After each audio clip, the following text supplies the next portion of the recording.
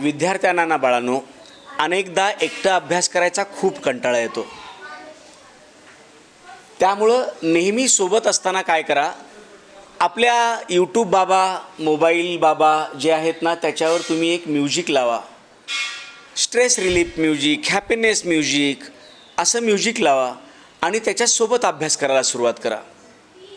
होतं काय माहिती आहे, त्यामुळं तुम्हाला तुमच्यासोबत कोणीतरी आहे याचा फील येतो आणि तुमचं डोकं जे आहे ते अभ्यासावर कॉन्सन्ट्रेट व्हायला मदत होतं. कॉन्सन्ट्रेशन वाढतं त्यामुळं नेहमी लक्षात घ्या. हां, पण याचा अर्थ असा नाही की हिंदी गाणे लावायचे किंवा गझल लावायच्या, काहीतरी लावायचं आणि मग अभ्यास करायचा, असं नाही. ते इन्स्ट्रुमेंटल म्युझिक असलं पाहिजे. अशा पद्धतीचं इन्स्ट्रुमेंटल म्युझिक लावा आणि ते गाण्याचं पण नका लावू बरं का. ते गाण्याचं इन्स्ट्रुमेंटल पण नका लावू. कुठलं तरी गाणं आहे त्याचं इन्स्ट्रुमेंटल नका लावू.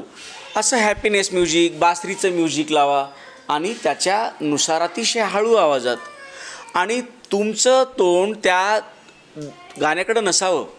तो मोबाईल कुठंतरी दूर असावा किंवा घरात साऊंड सिस्टीम असेल तर तशा प्रकारचा.